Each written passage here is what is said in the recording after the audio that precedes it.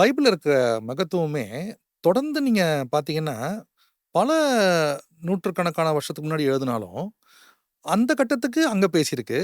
இப்போ நீங்க படிச்சாலும் இப்ப பேசுது. ஃபியூச்சர்லயும் பேசுது. Past, present and future. எந்த புக்குமே அந்த அந்த ஒரு யூனிக் ஃபீச்சர் எதுலயுமே நீங்க பார்க்க முடியாது. இதுல மட்டும் தான் பார்க்க முடியுது. அதுலயும் முக்கியமா தொடர்ச்சியா நம்ம மேத்யூ 24 பார்த்துட்டே இருக்கோம். ஒரு கேள்வி, ஒரு கேள்வியில 3 கேள்வி. அந்த கேள்விய நம்ம 2000 வருஷமா தோண்டி தோண்டி எடுத்துட்டு இருக்கோம். இந்த பைபிளோட நேச்சர நினைக்கும்போதே ரொம்ப வித்தியாசமா இருக்கு. அந்த ஜெனரேஷனுக்கு பேசப்படுதா அப்படின்னு பார்த்தா, ஆமா. இன்னைக்கு பேசப்படுதா? ஆமா. நாளைக்கு பேசப்படுமா? ஆமா. அப்ப எப்படி இந்த ஒரு ஃபேக்டர புரிஞ்சுக்கிறதே எனக்கு ரொம்ப வித்தியாசமா இருக்கு, வியப்பாவும் இருக்கு. இதுல நீங்க இன்னொரு விஷயத்தையும் சேர்த்துக்கணும் இந்த வியப்புல. என்னன்னா, no alteration, no updation. Okay. அப்படியே எழுதப்படுது, அப்படியே இருக்கு. அப்படியே இருக்கு. சில புக்லாம் எழுதிருவாங்க. அப்டேட் பண்ணினே இருப்பாங்க. அப்புறம் அப்டேட்டட் வெர்ஷன் ஒண்ணு, ரிவைஸ்டு வெர்ஷன் ஒண்ணு போடுவாங்க அவங்க. ஆமா. அந்த ரிவைஸ்டு வெர்ஷன்ல சில விஷயத்த கூட சேர்ப்பாங்க அவங்க. அப்ப நடக்கிற விஷயத்த சேர்த்துப்பாங்க. அந்த மாதிரி இதுல என்ன ஒரு பெரிய விஷயம்னா, இத குடுக்கும்போதே அவர் என்ன சொல்ட்டாருன்னா, இத அப்டேட் பண்ணாத, ரிவைஸ் பண்ணாதன்ட்டாரு. கை வைக்காதீங்கன்ட்டாரு. கை வைக்காத. 20 செஞ்சுரிஸ் இன்னும் சொல்லப்போனா 2000 வருஷம்னு வச்சுக்கோங்களேன். 2000 வருஷமாக இது அப்டேட்டட் வெர்ஷன். நான் இத வாசிக்கும்போது நான் புரிஞ்சுக்கிட்டது, இன்னும் 1000 வருஷத்துக்கு தேவையானது இதுல இருக்கு. இப்போ 2000 வருஷத்துக்கு முன்னாடி படிச்சவங்களுக்கு, அடுத்த 2000 வருஷத்துக்கு தேவையானது இதுல இருந்திருக்கு. ஏன்னா இப்ப நம்ம எடுத்து பேசிட்டு இருக்கோம். இப்பவும் எனக்கு தெரியும், நம்ம வாசிக்கும்போது புரியுது எனக்கு. இன்னும் 1000 வருஷத்துக்கு தேவையானது இதுல இருக்கு. ஒரு உதாரணத்துக்கு சொல்லணும்னா, இப்போ நம்ம பேசிட்டு இருக்கும்போது வருகை வந்துருச்சுன்னு வச்சுக்கோங்களேன். ஆண்டவர் நம்மள அழைச்சிட்டு போயிட்டார் அப்படின்னா, இதுக்கப்புறம் ஒரு 7 இயர்ஸ் ட்ரிபுலேஷன் பீரியட் இருக்கு. அதுக்கப்புறம் ஒரு மில்லேனியம் 1000 இயர்ஸ் ஆண்டவருடைய ஆட்சி இருக்கு. அதுக்கப்புறம் என்ன நடக்கும்னு இருக்கு. கணக்குப்படி பார்த்தீங்கன்னா மினிமம் 1000 இயர்ஸ் பத்தி இதுல இன்னும் இருக்கு. இப்போ வருகை வந்தா கூட. அப்போ இது ஒரு அதனால தான் இதுக்கு பேர் பைபிள். இந்த மாதிரி நீங்க சொன்ன மாதிரி ஒரு புக்கு கூட எழுதப்படாது, எழுதப்படவும் முடியாது. கடவுளை தவிர இப்படி யாரும் எழுத முடியாதுல்ல. மனுஷன் எழுதுற புக்ல சயின்ஸ் இருக்கும், நாலேஜ் இருக்கும், விஸ்டம் இருக்கும், பிலாசபி இருக்கும். இன்னும் ஒரு 100 வருஷத்துக்கு தேவையான அன்னைக்குள்ள ஜென்ரேஷனுக்கு அவன் எழுத முடியும். ஆனால் இத்தனை ஜென்ரேஷனுக்கு இப்படி உள்ளதான ஒரு விஷயத்த எழுதவே முடியாது. எத்தனையோ பேருடைய ஐடியாலஜின்னு சொல்லுவாங்க, நீங்கள் பார்த்துருப்பீங்க. கம்யூனிசம், நாசிசம், அப்புறம் கன்ஃபியூஷனிசம், தாவோயிசம் நிறைய இருக்கு. இந்த ஐடியாலஜிலாம் பார்த்தீங்கன்னா ஒரு இடத்துல மங்கி போயிடும். அதுக்கப்புறம் அந்த ஐடியாலஜி இருக்கும், ஃபாலோயர்ஸ் குறைஞ்சிருவாங்க. அதுக்கப்புறம் அந்த ஐடியாலஜிக்கு வேல்யூவே இருக்காது. ஆனால் இது பார்த்தீங்கன்னா 2000 இயர்ஸாக இன்க்ரீஸ் ஆகிக்கிட்டே இருக்கு. அதை நம்ம எரிக்க பார்த்தாங்க, மட்டுப்படுத்த பார்த்தாங்க, என்ன பண்ணாலுமே அது இன்க்ரீஸ் தான் ஆகுது ஒழிய குறையல. 2000 வருஷத்துக்கு முன்னாடி உள்ள வேர்டை நம்பி நான் இன்னைக்கு என்னுடைய லைஃப்பை நான் சாக்ரிஃபைஸ் பண்ணுறேன்றது எவ்வளோ பெரிய விஷயம் இல்லை? அப்போ இந்த வேர்டோடையதான பவர் அதுதான். இது பைபிள், இது வேதம், இது நித்திய ஜீவ வசனம். இதுக்கு ஈக்குவலா நீங்க இன்னொரு பைபிளையோ, இன்னொரு வேர்டையோ, இன்னொரு காரியத்தையோ வேர்ல்டுல கொண்டு வர முடியாது, இனிமேலும் கொண்டு வர முடியாது. மேத்யூ 24ல தொடர்ச்சியா பார்த்துட்டு இருக்கோம். இந்த மேத்யூ 24ல இன்னும் டீப்பரா போகும்போது, ஏதோ ஒரு ரொம்ப ஸ்பெசிஃபிக்கா அந்த ஜெனரேஷனுக்கு பேசினாரு. ஆனா இந்த ஜெனரேஷனுக்கும் பேசுறாரு அப்படின்றது ரொம்ப தெளிவா இருக்கு. அதை கொஞ்சம் விளக்குங்களேன். மேத்யூ 24:34ல 24:34ல இவைகளெல்லாம் சம்பவிக்கும் முன்னே இந்த சந்ததி ஒளிந்து போகாது என்று மெய்யாகவே உங்களுக்கு சொல்லுகிறேன். இதை 2 விஷயமா நீங்க பிரிச்சு படிச்சுக்கலாம்.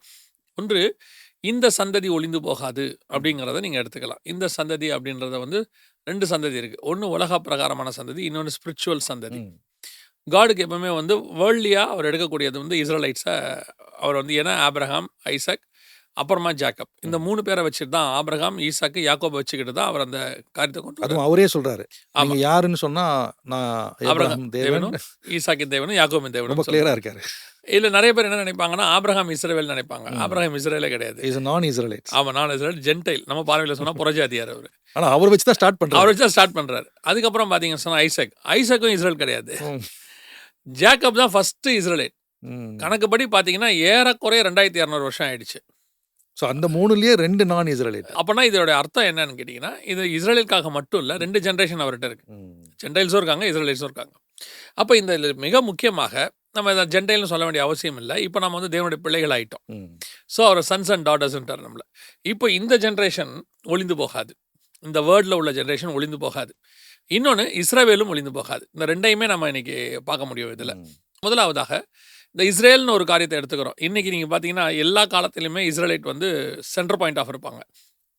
ஆனால் நடுவில் ஒரு 1850 வருஷம் அவங்க என்ன ஆனாங்கன்னே தெரியாது, யாருக்கும் தெரியாது. என்ன ஆனாங்க, காணாமல் போயிட்டாங்க, எல்லாம் நடந்துருச்சு.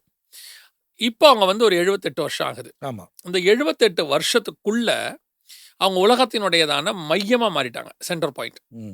என்ன நான் சொல்ற சென்டர் பாயிண்ட்னா, எதுக்கு எடுத்துக்கிட்டீங்கனாலும் அவங்க தான் சென்டரா இருப்பாங்க. ம். சயின்ஸுக்கு எடுத்துக்கிட்டீங்கன்னா, கண்டுபிடிப்புக்கு எடுத்துக்கிட்டீங்கன்னா, டெக்னாலஜியும் அவங்க தான். ஆமா. டெக்னாலஜி எல்லாம். எல்லாத்துலயும் அவங்க தான் இருப்பாங்க. மொத்தத்திலயும் அவங்கள பேஸ் பண்ணி தான் அந்த வேர்ல்டு இருக்கும். எல்லாத்துக்கும் ம். பேஸ் பண்ணி இருக்கும்.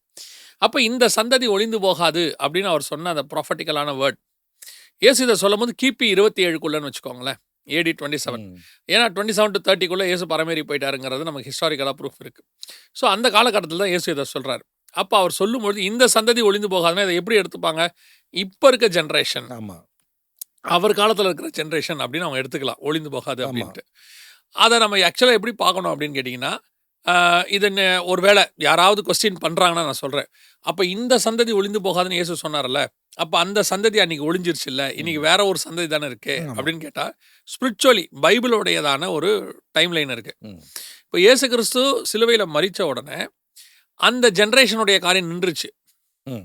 நின்னுட்டு இப்ப நம்ம காலம் உள்ள வந்துருச்சு ம். ஸ்பிரிச்சுவலி. ம். அப்ப இந்த காலம் முடிஞ்சு திருப்பி யார் வரணும்? அவங்க இஸ்ரவேலுடைய வரணும். காலம் ஒண்ணு வரும். ம். 7 இயர்ஸ் வரும். அப்ப அந்த கணக்கின்படி பார்த்தா அந்த ஜெனரேஷன் அப்படியே தான் இருக்கு. இப்ப திருப்பி இவங்க வந்து ஜாயின் பண்ணிடுவாங்க அதுல. ம். இந்த சந்ததி ஒழிந்து போகாது. ம். ஒரு நாடு, ஒரு இனம், ஒரு மொழி, ஒரு நகரம், நான் சொல்றது ஒரு இஸ்ரேலரா இருக்கட்டும், யூதர்களா இருக்கட்டும், எபிரேய மொழியா இருக்கட்டும், எருசலேம் பட்டணமா இருக்கட்டும். இது இந்த ஒரு 2000 வருஷத்துல இவ்வளவு காணாமல் போய் திருப்பி அதே இடத்துக்கு வந்ததுன்னு ஒண்ணு இருக்குன்னா, அது இஸ்ரேல் மட்டும் தான். ஆமா. வேற யாருமே கிடையாது. ஆமா. எத்தனையோ ராஜாக்கள் வந்திருக்காங்க, போயிருக்காங்க. ஆமா. ஆனா இது மட்டும் அப்படியே இருக்கு. இப்போ ஒரு சிலருக்கு ஒரு கருத்து இருக்கு. நாம ம். அது இந்த இடத்துல எனக்கு ஞாபகத்துக்கு வந்தனால சொல்றேன். இப்ப நம்ம வந்து இஸ்ரேலுக்கு வந்து ரொம்ப இம்பார்ட்டன்ஸ் குடுக்குறோம். ம். மத்தவங்கள மத்த நம்ம வந்து எதிர்க்கிறோம் அப்படின்னு. நான் இஸ்ரேல இம்பார்ட்டன்ஸ் குடுக்குறேன்றதுனால மத்தவங்கள எதிர்க்கிறேன்னு அர்த்தம் கிடையாது. ஆமா. நெறைய பேருக்கு என்ன அப்படின்னு ம். கேட்டீங்கன்னா, ஒண்ண நேசிக்கிறேன்னா அப்ப அதுக்கு ஆப்போசிட்டா இருக்கிறவன வெறுக்கிறேன்னு அர்த்தமா? இல்லையே நான் அப்படி அவங்களையும் கிடையாது. நேசிக்கலாமே. Correct. For God so loved the world தான ஆமா, போட்டிருக்காரு. God so loved the world. எல்லாரையும் நேசிக்கிறாரு. ஆமா. என்னுடைய நிலைப்பாடு வேற. ம். என்னுடைய பர்சனல் நிலைப்பாடு வேற. என்ன நிலைப்பாடு வேற அப்படின்னு கேட்டா, அது சொல்றது ஒண்ணும் தப்பு கிடையாது. ஆ இஸ்ரேல் ராணுவத்துக்கு பண உதவி பண்றாங்க. பல ம். நாடுகள்ல இருந்து பண்றாங்க. அப்ப பண்ணும்போது அவங்க கேட்குறாங்க, இஸ்ரேல் ராணுவத்துக்கு நீங்க பண்றது வந்து சரியா, தப்பா அப்படின்ற கொஸ்டின்ஸ் கேட்குறாங்க. என்னுடைய பர்சனல் ஒப்பீனியன், இது நான் சொல்றது என்னோட பர்சனல் ஒப்பீனியன். இஸ்ரேல் ராணுவத்துக்கு காசு குடுக்கறத விட, பாலஸ்தீன பிள்ளைக்கு பால் குடுக்கறது இம்பார்ட்டன்ட்னு நினைப்பேன் நானு. ம். என்னை பொறுத்த வரைக்கும். ஏன்னா God so loved the world. இப்போ நியூ டெஸ்ட்மென்ட்டோடைய கணக்கின்படி யுத்தத்தை கர்த்தர் விரும்பவில்லை. கர்த்தர் எந்த காலத்திலும் யுத்தத்தை அவரு அடி, திருப்பி அடி அதெல்லாம் கிடையவே கிடையாது. காட பொறுத்த வரைக்கும் இப்போ யாருக்கு என்ன தேவையோ அதான் இம்பார்ட்டன்ட். ம். இப்போ தேவை இயேசு கிறிஸ்து. உலகத்துல இருக்கிற எல்லாருக்கும் தேவை இயேசு கிறிஸ்து. ம். ஸோ அந்த இடத்துல அவங்களுக்கு வந்து நம்ம என்ன செய்றோம் அப்படின்னா, அன்பை தான் சொல்ல வேண்டிய விரும்புறோமே ஒழிய, ம். நம்ம இஸ்ரேலை நேசிக்கிறோம் அல்லது எல்லாருமே நேசிக்கிறோம். வேர்ல்டுல இருக்க எல்லாரையும் நேசிக்கிறோம். எல்லாருக்கும் சுவிதேசம் சொல்றோம். எல்லாரையும் நேசிக்கணும்ன்றது தான் காட் சொன்னது. ம். ஏன் இஸ்ரேலை பத்தி இவ்வளவு இம்பார்ட்டன்ஸ் குடுக்குறீங்க அப்படின்னா, இந்த வேதமும் இதுல சொல்லப்பட்டிருக்கிற விஷயங்களும் அதை பேஸ் பண்ணி இருக்கு. ம். இயேசு திருப்பி ஒலிவமலையில் வந்து இறங்குவாருன்னு இருக்கு. அப்ப நான் ஒலிவமலையை பத்தி பேச வேண்டியிருக்கு. கரெக்ட். எருசலேமில தலைமைப்பிடமா வச்சு 1000 வருஷம் அரசாட்சி பண்ணுவாருன்னு இருக்கு. அப்ப நான் எருசலேம் பத்தி பேச வேண்டியிருக்கு. கரெக்ட். ஸோ அதனால இப்போ எல்லாரும் என்ன எடுத்துக்கிறாங்கன்னா, இதை நேசிக்கிறோம், அதை வெறுக்கிறோம் கிடையாது. எல்லாரையும் நேசிக்கிறோம். ம். அதுல மாற்று கருத்து எனக்கு கிடையவே கிடையாது. அப்ப இப்படி இருக்கும் பொழுது இந்த இடத்துல இந்த சந்ததி இஸ்ரவேல் ஒழிந்து போகாது. ஏன் ஒழிந்து போகாதுன்னா, இயேசு வர வரைக்கும் அது ஒழிந்து போகாது. ம். அது இருக்கும். ம். திருப்பி இயேசு கிறிஸ்து வந்து ஒரு அர்மேகதான் யுத்தம், ஒரு 1000 வருஷ அரசாட்சி இவ்வளோ நடக்கிற வரைக்கும் இந்த சந்ததி ஒழிந்து போகாது. ஆல்ரெடி சொல்லிட்டாரு. ஆல்ரெடி சொல்லிட்டாரு. அப்போ அவங்க கண்டிப்பா இருக்க தானே செய்வாங்க. ம். இப்போ நம்ம இஸ்ரேலை ஒழிக்க முடியாது அப்படின்னு சொன்னா, அப்ப நீங்க இஸ்ரேலோட சப்போர்ட்டரா அப்படின்னா, இஸ்ரேல் சப்போர்ட்டர் இல்ல, வசன சப்போர்ட்டர். இந்த வசனத்தின்படி அவங்க என்ன செய்ய மாட்டாங்க, ம். ஒழிந்து போக மாட்டாங்க. ஏன்னா இயேசு வர வரைக்கும் அவங்க இருப்பாங்க. யார் என்ன பண்ணாலும் அவங்கள ஒழிக்கவே முடியாது. அந்த நாட்டையும் ஒழிக்க முடியாது, அந்த இனத்திலையும். அதுவும் எல்லாரையும் நான் சொல்லல. ம். 1,44,000 பேர் அங்க இருப்பாங்க. அவங்க மட்டும் பாதுகாக்கப்படுவாங்க. அவங்க எங்க இருக்காங்க, ஏது இருக்காங்க நமக்கு தெரியாது. பைபிள் கணக்குப்படி 1,44,000 பேர் பாதுகாக்கப்படுவாங்கன்னு பைபிள் சொல்லுது. ம். வெளிப்படுத்தின விசேஷம் 7ஆம் அதிகாரம் 1 முதல் 8 வசனத்துல. ம். அந்த 1,44,000 பேர் பத்திரமா இருப்பாங்க. இப்போ இன்னொன்னும் இருக்கு. ஒரு சிலர் செய்யறதுனால இஸ்ரேல் செய்யக்கூடிய எல்லாத்துலயும் உடன்பாடு இருக்கான்னா அதுலயும் எனக்கு கிடையாது. எல்லாத்துலயும் நமக்கு உடன்பாடு கிடையாது. என்னை பொறுத்த வரைக்கும் இந்த வேதமும் இந்த வசனம் தான் இம்பார்ட்டன்ட். நமக்கு அதான் பேசு. நமக்கு இதுதான் பேஸ். இதுல எதை சொல்றாரோ அது நமக்கு முக்கியமா இருக்கு. இதுல உள்ள ப்ராஃபஸியை பத்தி தான் நம்ம பேசிட்டு இருக்கிறோம். இந்த ப்ராஃபஸி படி எருசலேம் தலைநகரா மாறிடுச்சு. கரெக்ட். இந்த ப்ராஃபஸி படி இஸ்ரவேல் ஜனங்க சொந்த நாட்டுக்கு திரும்பி வருவாங்கன்னு பைபிள் சொல்லுச்சு. வந்துட்டாங்க. இந்த ப்ராஃபஸி படி 3வது தேவாலயம் கட்டுவாங்கன்னு இருக்கு. கட்ட போறாங்க. ம். இப்போ பார்த்தீங்கன்னு சொன்னா அந்த ரபிமார்கள் வந்துட்டாங்க. அப்புறம் அந்த சிவப்பு கிடாரி செலக்ட் பண்ணிட்டாங்க. டெம்பிள் இன்ஸ்டியூட்னு சொல்லி 3வது தேவாலயம் கட்டுறதுக்கு பொருட்கள் வாங்கி வச்சுட்டாங்க. இப்போ முதல்ல பலிபீடம் ஒன்று கட்டுவாங்கன்னு பைபிளில் இருக்குது. பலிபீடம் வரும்னு இருக்குது, பலி செலுத்துவாங்கன்னு இருக்குது. அப்போ பலிபீடம் தான் ஃபஸ்ட்டு கட்டணும். பலிபீடம் வரும்னு நம்ம சொல்கிறோம். அப்போ இஸ்ரவேலுக்கு பலிபீடம் கட்டுறது உங்களுக்கு இஷ்டமான எனக்கு அந்த ஆலயத்துக்கு போக வேண்டிய வேலை எனக்கு இல்லவே இல்லை. ஏன்னா நான் தான் ஆலயம் புதிய ஏற்பாடை பொறுத்த வரைக்கும் ப்ராஃபட்டிக்கலாக இருக்குது, அது நடக்கும், அதை மாற்றவே முடியாது. அப்போ ஆஸ் பர் இந்த வசனத்தின்படி இந்த சந்ததி ஒளிந்து போகாது. இன்றைக்கி நம்ம கண்ணுக்கு முன்னாடி அதை பார்த்துக்கிட்டே இருக்கிறோம்ல. இப்போ நீங்கள் யோசிச்சு பாருங்கள், 1936லேருந்து 43க்குள்ளே மட்டுமே கணக்கின்படி 60 லட்சம் யூதர்கள் கொலை செய்யப்பட்டிருக்கிறாங்க. கணக்கின்படி. கணக்கு நம்ம எப்பவுமே வந்து 1 மடங்கு தான் வரும், 2 மடங்கு வராது. அதில் 60 லட்சம் யூதர்கள் கொலை செய்யப்பட்டார்கள். அது ரொம்ப ஸ்பெசிஃபிக்காக டார்கெட் பண்ணி அவங்கள அவ்வளோ தூரம் பண்ணியும் இன்னும் அவங்க டெவலப் ஆகி தான் இருக்காங்க, வளர்ந்துருக்காங்க. இப்போது பைபிளில் போய் பார்த்தீங்கன்னா, எகிப்திய ரதங்களை நீ நம்பாதேம்பார் ஆண்டவர் அவங்கள பார்த்து. எகிப்திய ரதங்களை நம்பாத, உன் தேவனாகிய கர்த்தர் ஒருவரே உன்னோடு கூட இருந்தாரும்பார் மோசே. இப்போது ஒரு பெரிய திரள் சேனை வந்து இஸ்ரேலுக்கு அகேன்ஸ்டாக வந்துடும். அப்போ கிதியோன் இருப்பார், அவர் பெரிய ஒரு ஆர்மியை ரெடி பண்ணும்போது ஆண்டவர் கேட்பார், அதெல்லாம் வேணாம்பார். அதெல்லாம் வேணாம், எல்லாத்தையும் அமுச்சிரு, ஒரு 300 பேர் இருந்தால் போதும்பார். ஏன்னா 300 பேர் அவங்க கடற்கரை மணலை போல இருந்தார்கள், அப்படி அவ்வளோ இருக்காங்க.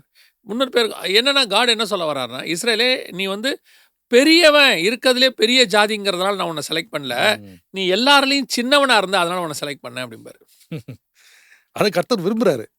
என்ன நம்புப்பா, நான் பார்த்துக்கிறேன். இப்போது நீங்கள் யோசிச்சு பாருங்கள், நம்ம தமிழ்நாட்டுடைய ஸ்பெஷாலிட்டி என்னன்னு கேட்டிங்கன்னா, பல விஷயங்களை நீங்கள் பார்க்கும்போது சிறுபான்மையினருக்கான இம்பார்ட்டன்ஸ் நம்ம ஒன்று சொல்கிறோம். அந்த குறைவாக இருக்கிறதான மக்களுக்கான ஒரு இம்பார்ட்டன்ஸ் கொடுத்து அவங்கள பாதுகாக்கணும் அப்படின்னு நம்ம சொல்கிறோம்ல. இந்த சுபாவம் வந்து பைபிள் சுபாவம், பைபிளில் இருக்குது.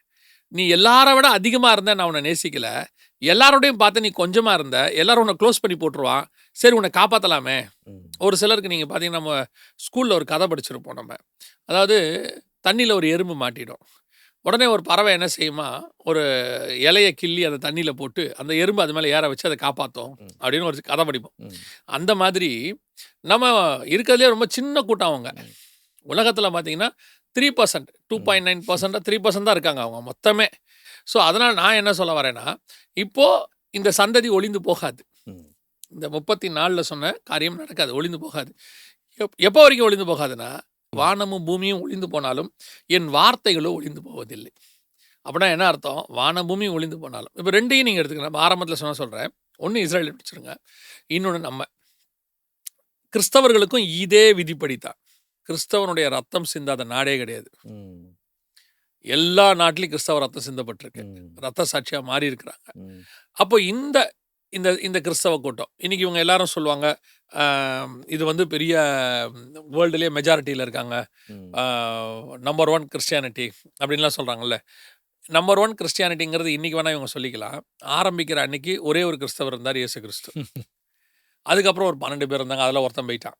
அப்புறம் ஒரு 120, அப்புறம் ஒரு 12ல் ஒருத்தர் இங்கே இந்தியாவுக்கு வந்தார். அதுக்கப்புறம் ஒரு 500, அதுக்கப்புறம் இப்படி ஆகி கிட்டத்தட்ட ஒரு முதல் 5 நூற்றாண்டுக்கு வெறும் சிறுபான்மையினர் தான். கொஞ்சம் கொஞ்சமாக 5ஆம் நூற்றாண்டில் தான் கிறிஸ்தவம் வந்து ஒரு கவர்மெண்ட்டுக்குள்ள நுழையுது. அது வரைக்கும் இல்லவே இல்லை. அப்போது அது வரைக்கும் யார் காப்பாற்றினது? எவ்வளோ பேர் ரத்த சாட்சியாக மறிச்சிருக்காங்க, எவ்வளோ பேர் நெருப்பில் போடப்பட்டிருக்கிறாங்க. இன்றைக்கும் எத்தனையோ பெரும்பான்மை நாடுகள், அதாவது சமீபத்தில் ஐநா சபையில் இஸ்ரேலிய வெளியுறவுத்துறை அமைச்சர் இப்படி பேசினார். என்ன பேசினார்னா, இன்றைக்கி இருக்கக்கூடியதான நாடுகளில் எத்தனை யூதர்கள் இருக்கிறாங்க, அங்கே இருந்த யூதர்கள் எங்கேன்னு கேட்டார். அங்கே இருந்த யூதர்கள் எங்கே? அவங்களெல்லாம் ஒழிச்சிட்டிங்கல்ல, இப்போ அவங்களாம் அங்கே இல்லைல்ல. அப்போ அன்னைக்கு ஒரு காலத்தில் இவங்க தானே அங்கே இருந்தாங்க. இப்போ அதே கேள்வி கிறிஸ்தவத்துக்கும் உண்டு. ஏன்னா மத்திய கிழக்கு நாடுகளில் தான் கிறிஸ்தவத்தினுடைய ஹெட் குவார்ட்டர்ஸ் ஆரம்பிச்சிச்சு. 7 சபைகள் இருக்கு இல்லைங்களா, எபேசு, சிமிர்னா, வெளிப்படுற 7மே துருக்கியில் உள்ள சர்ச். எல்லாமே கொரிந்தியிருக்கு, எல்லாமே இங்கே இருந்துச்சு. இந்த சர்ச்செல்லாம் இன்றைக்கி அங்கே இருந்த இடத்துல நீங்கள் கிறிஸ்டியானிட்டி இருக்கா? அவங்க ஒழிச்சாச்சு, சபைகளை அடித்து உடச்சி முடிச்சு எல்லாம் பண்ணி எல்லாரும் துரத்தி விட்டாச்சு. அப்போ அவங்க ரத்தம் அங்கே சிந்தப்பட்டு எல்லாமே பண்ணிட்டாங்க. கிறிஸ்தவம் ஒழிஞ்சிச்சான்னா ஒளியில். ஆனால் அது இயேசு கிறிஸ்து ரத்தம் சகல பாவங்களையும் மன்னிக்கும், சகல பாவிகளையும் மீட்கும், மாற்றுக்கிறதே இல்லை. சகல பாவிகளையும் மீட்கிற தேவன் தன்னுடைய ஏற்றுக்கொண்ட ஜனங்களை விட்டுருவாரா? அவளை நோக்கி கூப்பிட்றவங்களை விடுவாரா? அப்போது இந்த சந்ததி ஒளிந்து போகாது. இப்பவும் சொல்கிறேன், இயேசுடைய வருகை வர வரைக்கும் பைபிள் சொல்லுது, பாதாளத்தின் வாசல்கள் சபையை மேற்கொள்ளாது அப்படிங்கிறார். நிறைய பேர் நீங்கள் என்ன நினைக்கிறாங்க, கிறிஸ்தவத்திலேயே சில ஊழியக்காரர்களாக கூட இருக்கும், விசுவாசிகள் கூட என்ன நினைக்கிறாங்கன்னா, இது ஒளிஞ்சு போயிடும். ஒளிவே ஒழியாது. இல்லை, ஒழிக்க முடியாது. சபையை ஒழிக்கவே முடியாது. சபையை ஒழிக்கிறேன்னு சொல்கிறவங்கன்னா ஒழிக்கலாம், சபை ம். ஒழிவே ஒழியாது. ம். ஏன் அப்படின்னா இது இயேசு வர வரைக்கும் இருக்கும், அது வாக்குத்தத்தம். ம். பைபிள் சொல்லுது, வானம் பூமியும் ஒளிந்து போனாலும் இந்த சந்ததி ஒளிந்தே போகாது. இயேசு வர வரைக்கும் இது இருக்கும். அப்போது இன்றைக்கி உள்ளவங்களுக்கும் நான் சபையில் உள்ளவங்களுக்கு நிறைய பேர் என்ன நினைக்கிறாங்கன்னா, இந்த மாதிரி ஒரு நெருக்கங்கள் வரும்போது பல நாடுகளில் இந்த நெருக்கத்தை பார்க்கும்போது உடனடியாக நம்ம போய் யார் கூடயா சேர்ந்துக்கிட்டால் சேஃப்டியாக இருக்குமோ. ம்.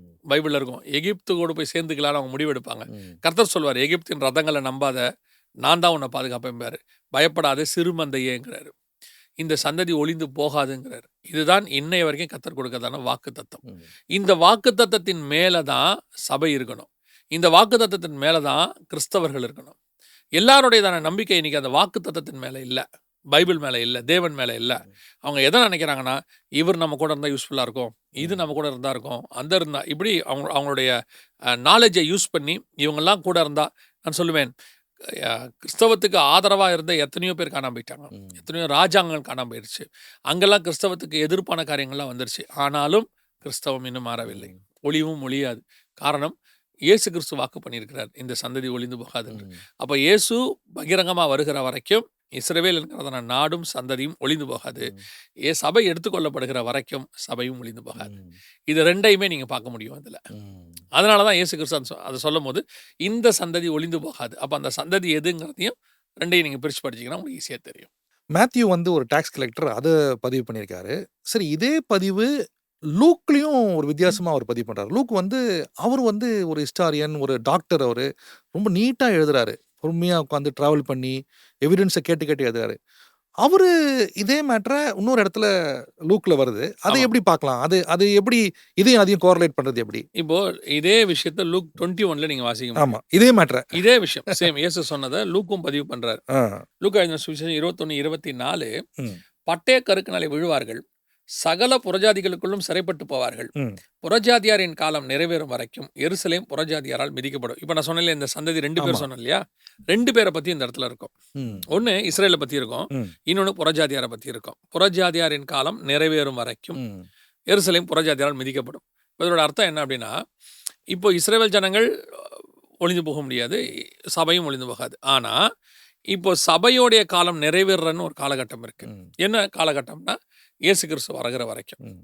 இந்த இயேசு கிறிஸ்து வருகிற வரைக்கும் இந்த வசனம் சொல்லுது, புறஜாதிகளுக்குள்ளே சிறைப்பட்டு போவார்கள், எருசலேம் புறஜாதியாரால் மிதிக்கப்படும். அதோட அர்த்தம் என்ன அப்படின்னு கேட்டிங்கன்னு சொன்னால், இப்போ நாம் சபை எடுத்துக்கொள்ளப்படுகிற வரைக்கும் இந்த இஸ்ரேலுடைய எருசலேம் இருக்கு இல்லையா, ம். மத்திய 4ஆம் அதிகாரத்தில் வந்து அதுக்கு பேர் பரிசுத்த நகரம்னு இருக்கும். ம். அப்பொழுது அவரை பரிசுத்த நகரத்தின் மேல் கொண்டு போய் அப்படின்னு ஹோலி சிட்டின்னு சொல்லுவாங்க. ம். அந்த ஹோலி சிட்டியாக மாத்திர வேலையை இப்போ பண்ணிக்கிட்டு இருக்காங்க இஸ்ரேலைட்ஸ். ம். என்ன பண்ணுறாங்கன்னு கேட்டிங்கன்னா, யாரையுமே விடுறதில்ல. இப்போ அங்கே கிறிஸ்டியன்ஸ்க்கே இப்போ ட்ரிபுலேஷன் ஆரம்பிச்சிருக்காங்க, உபத்திரம் ஆரம்பிக்குது. எங்கே? எருசலேமில் ஆரம்பிக்குது. அப்போது எருசலேமில் அவங்க அந்த பரிசுத்த நகரமாக மாற்றுறதுக்காக எல்லா புறஜாதியார், அதாவது நான் ஜூஸ் எல்லாரையுமே வெளியே தள்ளுறாங்க. ம். ஸோ இது பரிசுத்த நகரமாக மாற்றுறதுக்கான வேலையை அவங்க பண்ணிகிட்டு இருக்கிறாங்க. ஆனால் அவங்களுக்கு ஒன்று நடக்க போகுது, அதான் ரொம்ப இம்பார்ட்டன்ட். அதை சொல்லிட்டு நம்ம இந்த எபிசோடைய நடந்தவைகள் நடப்பவங்களுடையதான மிக முக்கியமான இடத்துக்கு நம்ம வருகிறோம். என்ன அப்படின்னு கேட்டிங்கன்னா, இது வரைக்கும் யூதர்களுக்கு இந்த 78 வருஷமாக நடக்கிற விஷயம் என்னன்னு கேட்டிங்கன்னா, அவங்க இது வரைக்கும் யுத்தத்தை பார்த்துருக்குறாங்க, சின்ன சின்ன சேதங்கள் பார்த்துருக்காங்க. ஆனால் முடிவு அவங்க சைடு தான் சக்ஸஸாக இருந்திருக்கு. 1948 மே 15லேருந்து நான் சொல்கிறேன், 2026 வரைக்கும் நான் சொல்கிறேன். இது வரைக்கும் அவங்க பார்த்த எல்லா வார்லையும் நீங்கள் கவனித்து பார்த்தீங்கன்னா, ஃபைனல் சக்ஸஸ் வந்து அவங்ககிட்ட தான் இருக்கும். முதல்ல கொஞ்சம் தாக்குதல் அவங்க எல்லாம் இருக்கும், ஆனால் முடிவு அவங்க தான் சக்ஸஸ். ஆனால் இவங்க எதிர்பார்க்காத ஒரு பெரிய சிதறடிப்பு அவங்களுக்கு வரப்போகுது. இது வரைக்கும் அவங்க பார்க்காத, இது வரைக்கும் பார்க்காதன்னா எத்தனையோ எல்லையும் பார்த்துட்டாங்க. இது அவங்களுக்கு ஃபைனல் கடைசி. என்னன்னு கேட்டிங்கன்னா, ஒரு 3.5 வருஷம் மகா உபத்திரவ காலம். அந்த வசனத்தை பற்றி தான் இங்கே இருக்குது. பட்டய கருக்கினாலே விழுவார்கள், சகல புறஜாதிக்குள்ளும் சிறைப்பட்டு போவார்கள் அப்படின்னு இருக்கு. இப்போ இன்னும் ஒன்று அவங்களுக்கு பாக்கி இருக்குது, ஃபைனல். அதுனா இஸ்ரவேல் ஜனங்கள் முழுவதுமாக அழிக்கக்கூடிய நிலைமை ஒன்று வரும். ஒருத்தன் எழும்புவான். அவன் வரும்போது ஆல்மோஸ்ட் எல்லா யூதர்களும் முடிஞ்சிருச்சு, யூத இனமே ஓவர், பூமியில் அவங்க இல்லை அப்படிங்கிற இடத்துக்கு அவங்க வந்துடுவாங்க. அதை தான் நான் ஆரம்பத்தில் சொன்னேன். ஒரு 1,44,000 யூதர்கள்னு சொல்கிறத விட இஸ்ரவேலர்கள் 12 கோத்திரம், ஒவ்வொரு கோத்திரத்துலேருந்து 12,000 பேர். வெளிப்படுத்தல் 7:1-8 வசனத்தில் இருக்கு. இந்த 1,44,000 பேரை தவிர மற்ற எல்லாருமே க்ளோஸ் ஆயிடுவாங்க, டோட்டலி ஓவர். அந்த காலம் ஒன்று வரும் இப்ப. ம்ஹ்ம். அந்த காலத்துக்கும் நமக்கும் என்ன சம்மந்தம்னு கேட்டீங்கன்னா, நம்ம எடுக்கப்படுவோம். சபை எடுக்கப்படும் இயேசு கிறிஸ்துவின் வருகையோடு கூட. அந்த சபை எடுக்கப்பட்ட பிறகு இந்த உபத்திரம் அவங்களுக்கு வரும். ம்ஹ்ம். இப்ப நீங்க ஒரு விஷயத்த பார்த்துட்டே இருப்பீங்க உலகம் முழுக்க. என்ன பார்க்குறீங்க அப்படின்னு கேட்டீங்கன்னு சொன்னா, ஆன்டி செமிட்டிசம்னு சொல்லுவாங்க. ஆன்டி செமிட்டிசம் அப்படிம்பாங்க. அதோட அர்த்தம் என்ன அப்படின்னா, யூதர்களுக்கு எதிரான ஒரு கொள்கை ஒன்று உருவாகும். வேர்ல்டு வைடு உருவாகுது. இதுவரைக்கும் அப்படி எதிரான கொள்கை உருவாகுந்தா யூதர்கள் என்ன பண்ணுவாங்கன்னா, பாருங்க ஹிட்லர் மாரி ஆட்கள் எழும்பி எங்கள ஒழிக்க பார்க்குறாங்கன்னு ஒரு ஒரு மீடியால ஒரு புரொபகேண்டா ஒண்ணு பண்ணுவாங்க. ஆனா இப்போ பார்த்தீங்கன்னா, அவங்களுடைய அந்த ஆன்டி செமிட்டிசம்ன்ற விஷயம் எடுபடல. எந்த சப்போர்ட்டும் இல்லாம, தனியா இவங்க தோற்கடிக்கப்படுகிற இடத்துக்கு ஒண்ணு வருவாங்க. ம். ஆல்மோஸ்ட் யூதர்கள் முடிஞ்சுட்டாங்க அப்படின்னு ஒரு இடம் ஒண்ணு வரும். அதுதான் இயேசு கிறிஸ்துவினுடைய பகிரங்க வருகை. அர்மெகதான் வார். ம். அந்த 1,44,000 பீப்பிள் மட்டும் பாதுகாக்கப்படுவாங்க. அந்த உபத்திரவத்துக்கான முந்தின ஸ்டேஜ்ல தான் இப்ப யூதர்கள் இருக்காங்க. ம். ஒரு யூத வெறுப்பு ஒண்ணு உருவாகுது. ம். இப்ப இந்த வார் ஒண்ணு நடக்கும் இல்லையா? இப்ப இந்த வார் நடந்துகிட்டு இருக்குல்ல, இது கொஞ்சம் சிவியரா மாறும். அப்ப அந்த வார் சிவியரா மாறின பிறகு, அதுல வந்து முடியும்போது யூதர்களுக்கு எதிர்ப்பான கொள்கைகள் ஒரு பக்கமும், ஆதரவான கொள்கைகள் ஒரு பக்கமும் வரும். இந்த ஆதரவான கொள்கைகளுக்கு தலைவரா இருக்கிற ஆள் ஒருத்தர் இருப்பாரு. அவரே இவங்களுக்கு அகைன்ஸ்டா திரும்பிருவாரு. ரிமைனிங் 1,44,000 இருப்பாங்க. இப்படி யோசித்து பாருங்க. 27 கோடி இப்போ ஒரு மினிமம் இருக்காங்க. இந்த 27 கோடியில 1,44,000 மட்டும் மிச்சம் இருக்கும். மிச்சம் எதுவுமே இருக்காது. அப்பனா அது எவ்வளோ பெரிய அழிவு? ம். எவ்வளோ பெரிய பேரழிவு? அத அவங்க சந்திப்பாங்க. அந்த வசனம் தான் அங்க இருக்கு. அந்த இடத்துக்கு முந்தின ஸ்டேஜில தான் இப்ப அவங்க இருக்காங்க. ம். ஸோ உலகம் முழுக்க யூதர்களுக்கான ஒரு மிகப்பெரியதான எதிர்ப்பும், ஒரு யூத பேரழிவும் ஒன்று ஏற்படும். அதான் லாஸ்ட். சரி, இது ஒரு பக்கம். இதுல நம்ம பார்ட் என்ன? நம்ம என்ன பண்ணணும்? சரி, இது வந்து நம்ம பார்க்குறோம். ஆ, பைபிள்ல போட்டிருக்கு. நான் நான் இப்ப நம்ம நேயர்கள் பார்க்குறவங்க, சரிங்க இதெல்லாம் ரைட்டுங்க. நான் என்ன பண்ணணும்னு கேட்குறவங்களுக்கு என்ன சொல்றீங்க? நாம 2 விஷயத்தையும் ஒண்ணு செய்யணும். ஒண்ணு ஆயத்தப்படணும். ஏன்னா இதுக்கு நடுவுல தான் கிறிஸ்துடைய வருகை இருக்கு. இதுல நான் சொன்னேன் இல்லையா? சபை எடுத்துக்கொள்ளப்பட்ட பிறகு இவங்களோட உபத்திரவம் ஸ்டார்ட் ஆகும். அப்ப இவங்க உபத்திரவத்துல நாம இருக்க மாட்டோம். அப்ப எடுத்துக்கொள்ளப்படுவோம். இதுக்கு தான் நாம ரெடி ஆகணும். இந்த வருகைக்கு நாம ரெடி ஆக வேண்டியது, நம்ம செய்ய வேண்டியது ஜெபத்திலே, வேத வாசிப்பிலையும், உண்மையிலையும், பரிசுத்தத்திலையும், விசுவாசத்திலையும் இயேசுக்காக காத்திருக்கிற கூட்டமா மாறிடணும். இது நம்ம செய்யணும். இன்னொன்னு, நீங்கள் வந்து கண்டிப்பாக ஒரு கூட்டத்தை ஆயத்தம் பண்ணணும். ஜெபிக்கணும். அவங்களுக்காக நீங்க ஆயத்தம் பண்ணணும். இப்ப நெறைய பேர் கேட்குறாங்க, எனக்கு இந்த வார்த்தை புடிக்கல. ஆனாலும் சொல்றேன். நெறைய பேர் சொல்றாங்க, நீங்க யூத சப்போர்ட், அவங்க சப்போர்ட். இங்க சப்போர்ட்டே யாருமே கிடையாது. எல்லாருக்காகவும் ஜெபம் பண்ணணும். எல்லாருக்கும் ஜெபம் பண்ணணும். யூதர்களுக்கும் ஜெபம் பண்றோம், இஸ்ரவேலுக்கும் ஜெபம் பண்றோம். அதே நேரத்துல பாலஸ்தீனருக்கும் ஜெபம் பண்றோம். சூடான்காரங்களுக்கு ஜெபம் பண்றேன். நான் சூடான்காரங்களுக்கு எப்பவும் ஜெபம் பண்ணேன். 8 கோடி பேர் அங்க பஞ்சத்துல இருக்காங்க. ம். எத்தியோப்பியன்ஸ்க்கு நாங்க ஜெபம் பண்ணுவேன். காரணம் என்னன்னா, அங்க வந்து ஒரு நாளைக்கு 40 லட்சம் பேருக்கு சாப்பாடு இல்லாம இருக்காங்க. இப்போ வார் முக்கியமா, சாப்பாடு முக்கியமானா சாப்பாடு தான் முக்கியம். ம். அதுதான் வெரி இம்பார்ட்டன்ட். அப்ப நம்ம எல்லாருக்காகவும் ஜெபம் பண்றோம். எல்லாரையும் நேசிக்கிறோம். இதுதான் கிறிஸ்துடைய மனநிலை. இந்த மனநிலைக்கு நம்ம வந்தா போதும். ம். நமக்கு யாரையும் வெறுக்கல. இஸ்ரவேலையும் நேசிக்கிறோம். எல்லாம் நேசிக்கிறோம். எல்லாரோட நான் இந்தியன்ஸை நேசிக்கிறேன். ஏன்னா நான் பிறந்த நாடு. இதுக்கு நான் ஜெபம் பண்ண வேண்டிய அவசியம். எல்லாத்த விட எபிரேய மொழி, அந்த மொழி, இங்கிலீஷ்லாம்பாங்க. என்ன கேட்டா எல்லாத்த விட நான் தமிழை நேசிப்பேன். காரணம் அது நான் பேசுற மொழி. அப்ப நம்மளை பொறுத்த வரைக்கும் யார் மேலயும் வெறுப்பும் இல்ல, யார் மேல கோவம் இல்ல, எதுவுமே கிடையாது. எல்லாரையும் நேசிக்கிறோம். எல்லாருக்காக ஜெபம் பண்றோம். எல்லாம் செய்றோம். ஆயத்தப்படணும், ஆயத்தப்படுத்தணும். இத வந்து சபை செய்யணும் இப்ப. ம். So be prepared and prepare others. Yes. மிக்க நன்றி பிரதர் ஜெகன். இந்த இந்த மேத்யூ மட்டும் இல்லை, லூக்லேயும் ப்ராஃபிட்டிக்காக அவர் எழுதியிருக்காருன்றது கோரிலேட் பண்ணுறோம். எவ்வளோ முக்கியமாக இருக்குது பாருங்கள். எப்படி நம்ம ஒவ்வொரு சாப்டரையும் கோரிலேட் பண்ணி கொண்டு போகும்போது எப்படி நமக்கு அந்த எண்ட் டைமோட பீரியட் வந்து எவ்வளோ அழகாக புரியுதுன்றது மட்டும் ரொம்ப கிளியராக இருக்குது. இந்த மேத்யூ 24 தொடர்ச்சியாக நம்ம பார்த்துட்ருக்கோம். இன்னொரு ஒரு அடுத்த லெவல் போகலாமா அப்படின்ற அடுத்த லெவல்னு சொல்கிற போது பைபிளில் மேத்யூ 24 மாதிரியே முக்கியமான சில சாப்டர்ஸ்லாம் இருக்குது. அதை பற்றிலாம் பேசலாம்னு நினைக்கிறோம். பட் இந்த மேத்யூ 24 ஒரு கன்க்ளூஷனாக ஒரு எபிசோட் பண்ணிட்டு அடுத்தது மூவ் ஆகலாமா அப்படின்ற ஒரு கேள்வி வருது. அடுத்த எபிசோட கன்க்ளூஸ் எபிசோட வச்சுட்டு ஆமாம், இது வரைக்கும் என்ன பார்த்தோம் ஒரு ஓவராலாக ரீகாப் பண்ணிட்டு ம், நெக்ஸ்ட் இதை இந்த நடந்தவைகளும் நடப்பவைகளுக்கும் ஒரு டெம்பரவரியா ஒரு ஆமாம், பிரேக் ஒன்று கொடுத்துருவோம். ம். என்ன கத்திர சித்தமான அடுத்த ஆண்டவர் லீட் பண்ண போற அடுத்த விஷயத்தை நம்ம நெக்ஸ்ட் இதுல இருந்து பேசலாம். பார்க்கலாம்.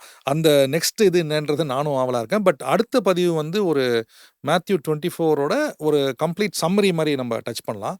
நிறைய மிஸ் பண்ண நேயர்களும் தொடர்ச்சியாக வருவாங்கன்னு நினைக்கிறேன். ஏன்னா இந்த சம்மரின்றது ரொம்ப முக்கியம். எப்பவுமே ஸ்டார்டிங் முக்கியம், எண்டு முக்கியம். நடுவில் தொடர்ந்து பார்த்துட்டு இருக்காங்க. ஸோ அடுத்த பதிவுக்காக நான் வெயிட் பண்ணுறேன். அடுத்த பதிவில் நம்ம இந்த மேத்யூ 24ஓட மொத்தம் சம்மரி எப்படி புரிஞ்சிக்கலாம் அப்படின்றதும் நம்ம அண்டர்ஸ்டாண்ட் பண்ண போகிறோம். மிக்க நன்றி இந்த நிகழ்ச்சிக்கு வந்ததுக்கு. I'll see you again another interesting program. நன்றி, வணக்கம்.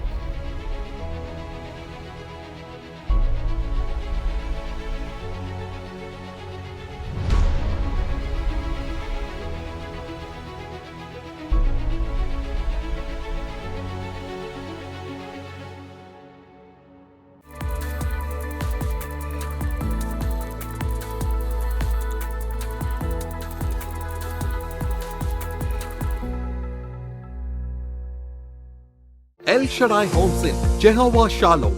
உங்கள் கனவு இல்லத்தை வடிவமைத்து உங்கள் கைகளில் தருவதே எங்கள் நோக்கம்.